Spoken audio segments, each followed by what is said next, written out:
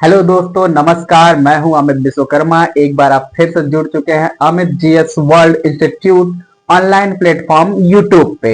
I hope आप सभी लोग मस्त होंगे, तंदुरुस्त होंगे और खुश होंगे और अपनी पढ़ाई अच्छे से कर रहे होंगे। तो फिर एक बार स्वागत है आपका इंडियन पॉलिटी के भाग 1 में। इससे पहले हमने क्लास में बात की थी कि इंडियन पॉलिटी यानी भारतीय संविधान क्या है, भारत का राज्य व्यवस्था क्या है, क्यों हम संविधान बनाते हैं या उसे उपयोग करते हैं। और उसमें हमने बात की थी अनुसूची की। अनुसूचियां बहुत सारी थी। पहले अनुसूचियां 8 होती थी, उसके बाद वर्तमान में जो अनुसूचियां है 12 है। 12 में जैसे पहले था संघ, दूसरा था वेतन, तीसरा था शपथ। ऐसे ही हमारे 12 थे। लास्ट में जो था वो था एक नगर पंचायत और एक था पंचायत। ठीक है, उससे पहले था दल बदल। तो ये चीजें थी बीच। और अगर आपने वो क्लास नहीं किया है तो एक बार वो क्लास कर लीजिए। इसके बाद हम लोग चालू करेंगे भाग 22।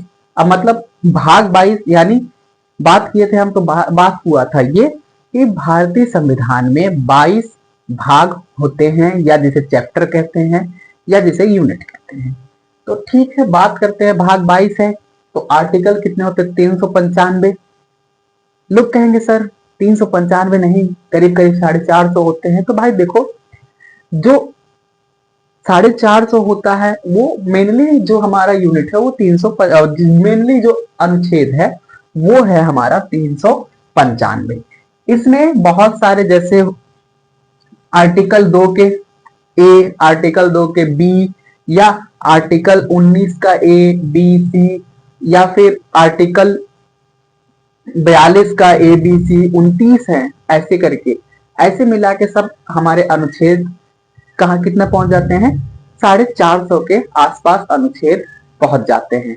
लेकिन हमें मेनली जानना क्या है कि सब सब आर्टिकल्स नहीं जाने, मतलब सब सब यानी उप आर्टिकल्स या उप अनुच्छेद नहीं जानने हैं। जैसे जानने क्या है कि मेनली हमें अनुच्छेद जान लेना है, उसके बाद में हम केस स्टडी करते हैं। तो केस स्टडी के दौरान ही हमें पता चलता है कि कौन कौन से सब अनुच्छेद हैं। तो हम नॉर्मली एक एक भाग को लेकर चलेंगे। पहले भाग 1, फिर भाग 2, फिर भाग 3। और सबसे ज्यादा आर्टिकल्स तो हमारे भाग 5 और 6 में होता है, जो कि 100 के आसपास एक एक में अनुच्छेद होता है। और यही दो भाग कितने खा जाते हैं? 200 अनुच्छेद तो ऐसे ही खा जाते हैं। तो अब बात करते हैं हम भाग 1 पे। तो भाग 1 में आता क्या है? तो भाग 1 में बात करेंगे तो पहला भाग है भाग 1, संघ एवं उसका राज्य क्षेत्र, the union and it's territory, या यूनियन टेरिटरी बोलते हैं संघ राज्य क्षेत्र को। इसमें सब 4 आर्टिकल्स आते हैं। कौन से? पहले बात करेंगे कौन से आते हैं? 1 से 4। 1 से 4 यानी 1, 2, 3 एंड 4, 4 अनुच्छेद आते हैं मेनली।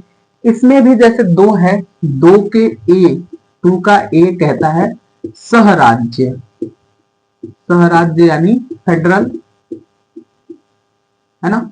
सहराज्य यानी फेडरल।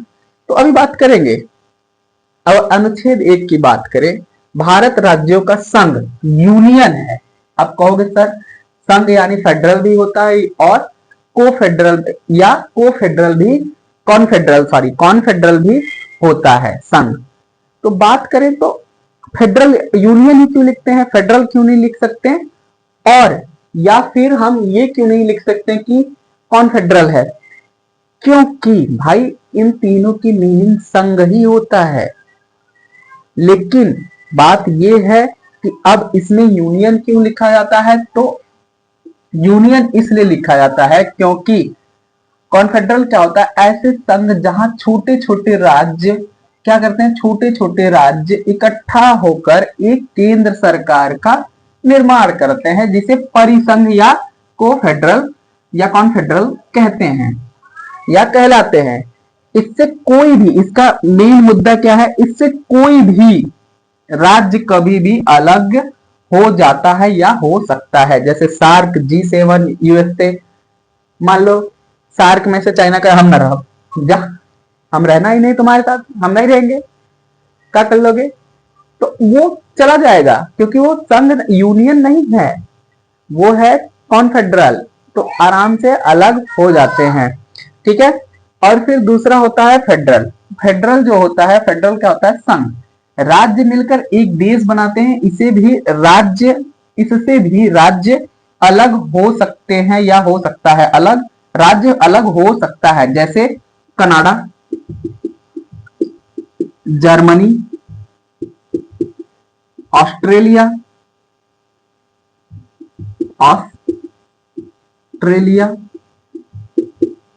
इन सबसे भी राज्य क्या हो सकते हैं, अलग हो सकते हैं। बट बात करें हम यूनियन की, ऐसा संघ जिसे कोई राज्य जिससे कोई राज्य अलग नहीं हो सकता है। जैसे भारत में जो भी राज्य जुड़े हैं वो अलग नहीं हो सकते। अगर लेकिन यही कहा जाए कि फेडरल हो जाए, कॉन्फेडरल हो जाए, तो पता है सबसे पहले बिहार, तो बहुत सारे राज्य कह रहे हैं कि हमारे में से बिहार कहेगा पहले मिथिलांचल को हटाई तो, अलग कर तो, और क्या कहेगा, उत्तर प्रदेश कहेगा उत्तराखंड को मिलाई तो ये हमारो है, और महाराष्ट्र कहेगा कि विदर्भ को अलग कर दो। लेकिन अगर ऐसा हुआ तो सोचिए हमारा इकोनॉमिक क्षेत्र खराब हो जाएगा, इकोनॉमिकल डेवलपमेंट, आर्थिक डेवलपमेंट खराब हो जाएगा। क्यों? क्योंकि जो मिथिलांचल है वहां पे इंडस्ट्रियल एरिया नहीं है, बिहार का जो मिथिलांचल है वहां पे इंडस्ट्रियल एरिया नहीं है, और वहां पे बहुत ज्यादा बाढ़ ग्रसित क्षेत्र होता है, जिसकी वजह से वहां पे बहुत ही क्राइसिस देखने को मिल सकता है। इसलिए राज्य होना ठीक है। विदर्भ की बात करें महाराष्ट्र में, तो उधर भी ऐसा ही सीन है कुछ, लेकिन वहां पे थोड़ी इंडस्ट्री है तो चल सकता है, लेकिन ऐसा होना नहीं चाहिए। अगर ऐसा हुआ तो इकोनॉमिकल जो कंडीशन है वो खराब हो जाएगी हमारी।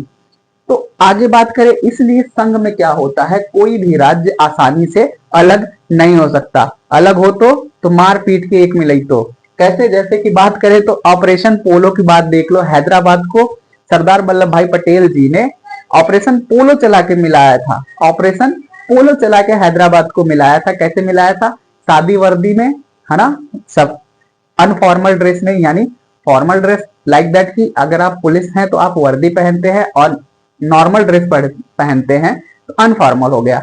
अनफॉर्मल ड्रेस में वो गए और उन्हें पीटा और राज्य को मिलाया, हैदराबाद को ऑपरेशन पोलो के थ्रू। और वो ऑपरेशन पोलो में वो जो कार्य हुआ था वो पुलिस ऑफिसरों के द्वारा किया गया था। तो ऐसे मिलाएंगे फिर मार पीट के कि नहीं, अलग नहीं होना है, एक बार मिल गए तो दोबारा अलग नहीं होना है। ठीक है। तो अब बात करेंगे, तो अब अनुच्छेद 1 में कहा भारत राज्यों का संघ है, राज्यों को पहली अनुसूची है, आर्टिकल 1 भारत की पहली अनुसूची है राज्यों की। और ये इसमें 3 प्रकार के क्षेत्र आते हैं। ठीक है, इसमें 3 प्रकार के क्षेत्र आते हैं, पहला राज्य, दूसरा संघ राज्य, और अर्जित क्षेत्र। तो भारत के पास कोई भी अर्जित क्षेत्र नहीं है, जो भी भूमि है भारत की खुद की भूमि है। आर्टिकल, अब राज्य कितने हैं अपने पास, 28, उत्तर प्रदेश, हिमाचल प्रदेश, कर्नाटक, तेलंगाना। ठीक है, ऐसे संघ राज्य दिल्ली, चंडीगढ़, है ना, दादर नागर हवेली, ये सब क्या है, हमारे संघ राज्य है। अर्जित क्षेत्र कोई भी नहीं है। तो इस तरीके से हमारा आर्टिकल 1 पूरा होता है। अब बात करेंगे आर्टिकल 2 की। तो अनुच्छेद 2, संसद राष्ट्रपति के पूर्व अनुमति यानी सूचना पर किसी भी विदेशी राज्य को भारत में मिला सकता है। तो अब इसके अकॉर्डिंग हम कहें सर एलओसी को मिला लो ना, तो आर्टिकल 2 से अगर हमें पाकिस्तान को इंडिया में मिलाना हो तो आर्टिकल 2 लगाएंगे और मिला लेंगे। पाकिस्तान को ही कहें, कराची को भी मिला लेंगे, पाकिस्तान, बलूचिस्तान, सबको मिला लो तो हमारा पुराना भारत बन जाएगा। ठीक है, लेकिन ऐसा होना पॉसिबल हो भी सकता है और नहीं भी हो सकता है। ठीक है, तो बात कर रहे हैं, एक उदाहरण है। तो अब बात करेंगे कि सर विदेशी राज्य को भारत में कब मिलाया गया और कैसे मिलाया गया। तो जब चाइना जो थी, चाइना ने तिब्बत को पहले तोड़ा।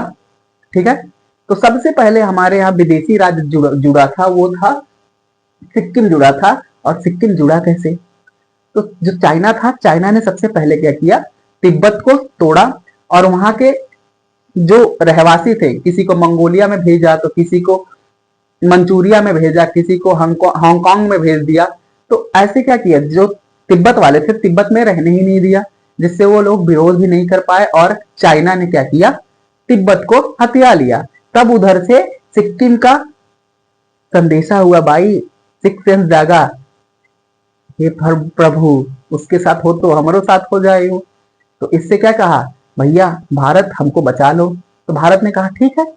तो सिक्किम ने एक प्रस्ताव रखा कि देखो, हो सकता है हम आपके साथ जुड़ेंगे, लेकिन हम आपके साथ सिर्फ जुड़ेंगे, फेडरल रहेंगे, यानी सह राज्य रहेंगे, ताकि हम देख सकें कि आप कहीं चाइना की तरह हमको इधर उधर तो नहीं भगा देंगे, किसी को उत्तर प्रदेश में तो किसी को पंजाब में, किसी को हरियाणा में, तो ऐसा नहीं ना करेंगे। तो उसकी वजह से तब क्या हुआ कि भारत मान गया। भारत के जो राष्ट्रपति प्रधानमंत्री जो भी थे, उन्होंने कहा ठीक है, जो भी थे मतलब उस समय, आप अदर वे में मत लीजिएगा, भारत माना, ठीक है। तो वो क्या हुआ, 35वां संशोधन हुआ 1974 में, सिक्किम को जोड़ा गया आर्टिकल 2A के तहत। ठीक है, आर्टिकल 2A के तहत। आप कहोगे सर ये कहां से आ गया, मैंने पहले ही कहा था कि आर्टिकल तो जो मेनली है वो 395 है, लेकिन भाई उसके जो छोटे छोटे पार्ट्स, उपबंध है, बंध है या सह अनुच्छेद है, वो सब ABC ऐसे करके आते रहते हैं, जिससे 450 के आसपास हमारा क्या है, आर्टिकल पहुंच गया है। ठीक है, लेकिन मेनली 395 है। तो सह राज्य बना। अब एक साल तक जब 35वां संशोधन करके 1974 में सिक्किम को जोड़ा गया सह राज्य, फेडरल की तरह, तो सिक्किम को जब लगा कि हाँ हम सरवाइव कर सकते हैं, भारत हमारे साथ कोई भी जातीय नहीं कर रहा है, तब उन्होंने कहा कि अब हमें आपके साथ एक राज्य बन के रहना है, यूनियन में रहना है। तो उन्होंने कहा ठीक है, भारत ने कहा ठीक है, 36वां संशोधन किया 1975 में, सिक्किम को जोड़ा कब, 16 मई 1975 को, जिससे ये पहला विदेशी राज्य था और भारत का 22वां राज्य था। ठीक है, भारत का 22वां राज्य था। तो अब ये आर्टिकल 2 के तहत, तो अब आर्टिकल 2 में क्या कहा है, किसी भी विदेशी राज्य को, अगर किसी भी विदेशी राज्य को जोड़ना होगा तो हम किसका प्रयोग करेंगे, आर्टिकल 2 का प्रयोग करेंगे। और आर्टिकल 2 के प्रयोग से अगर वो जुड़ता है, फिर यूनियन में जुड़ता है, तो वो आर्टिकल 1 में आ जाएगा, फिर वो क्या हो जाएगा, भारत का संघ हो जाएगा, यानी भारत के राज्यों का संघ हो जाएगा। फिर वो जा नहीं सकता है, आओगे हमारे मन से और आओगे अपने मन से, जाओगे हमारे मन से, और हम तुम्हें जाने ही नहीं देंगे, हम पकड़ के रखेंगे।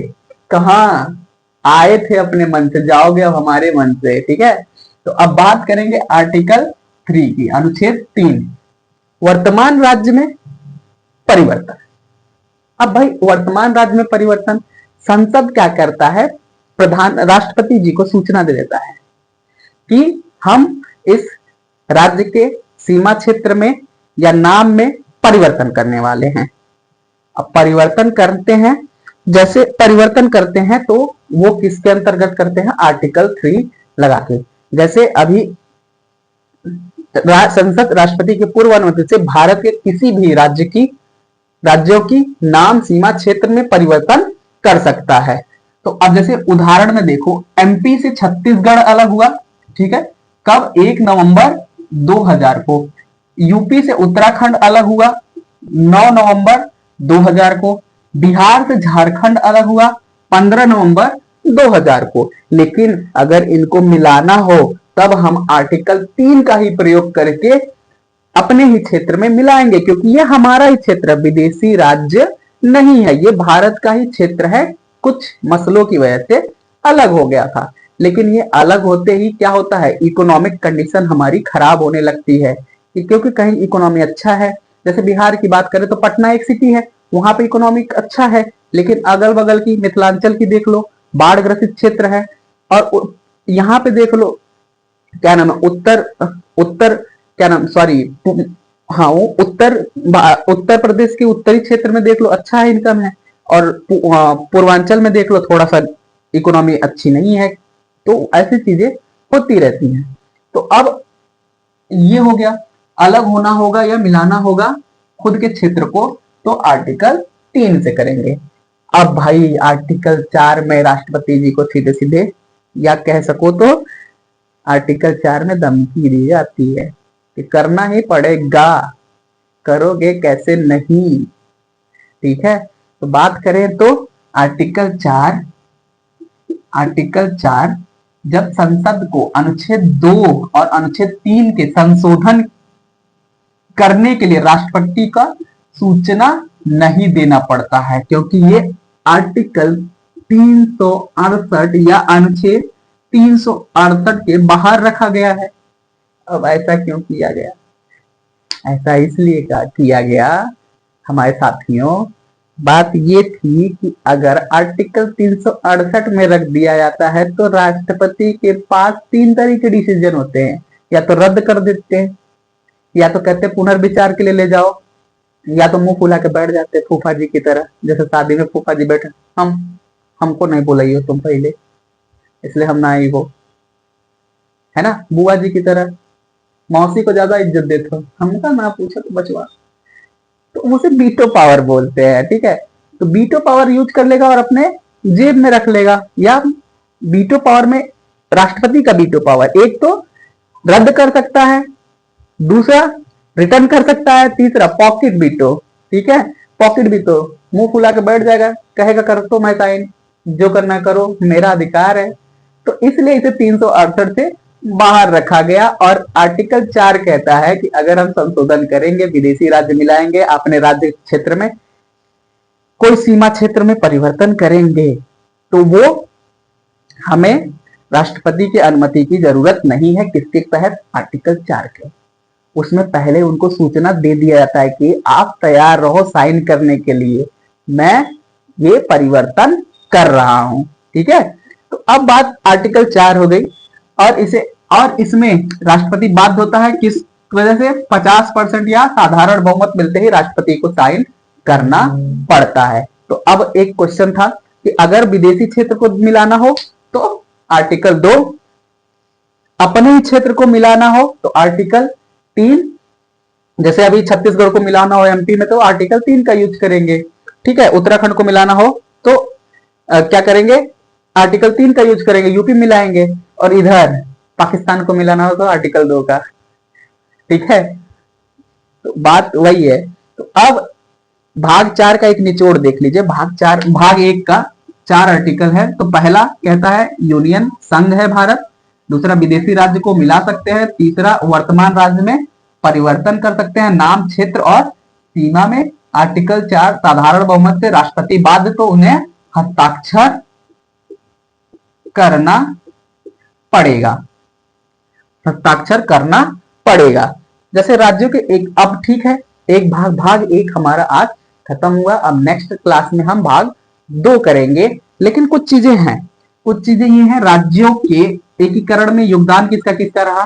सरदार वल्लभ भाई पटेल जी का भी रहा योगदान, माउंटबेटन का भी रहा, और वीपी मेनन जी का भी रहा, जो कि आईएएस सचिव थे। अब जैसे 3 राज्य मिलाए गए और 3 तरह के ऑपरेशन चलाए गए। जैसे ऑपरेशन पोलो हैदराबाद में किसके द्वारा? पुलिस ऑफिसर द्वारा। कौन चलवाया था? सरदार पटेल जी।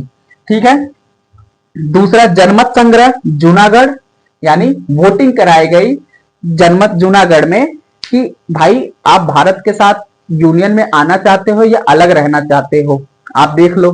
तो जनता ने वोटिंग की और कहा कि नहीं, हम भारत के साथ यूनियन में रहना चाहते हैं। तो यहां से ये हो गया। और दूसरा विलय पत्र, विलय पत्र तब जब पाकिस्तान ने एलओसी साइड पे हमला किया तो हरि सिंह जो वहां के राजा थे घबरा गए और नेहरू जी को पत्र लिखा कि भाई साहब हमें बचाइए, है ना, भाई साहब हमें बचाइए। तो नेहरू जी ने कहा कि भाई बचा तो लेंगे लेकिन तुम्हें भारत में मिलना पड़ेगा। तो राजा हरि सिंह ने कहा ठीक है।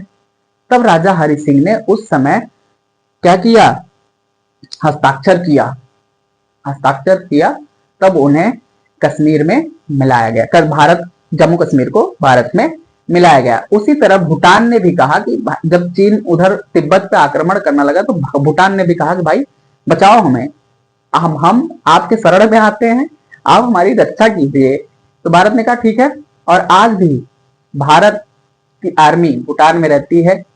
और अभी जो डोकलाम वाला मामला हुआ था कुछ फिलहाल बीते दिनों में, तो भारत ही की आर्मी वहां पे जंग लड़ने या विरोध करने गई थी। और वहां पे कौन सा था, सिख रेजिमेंट।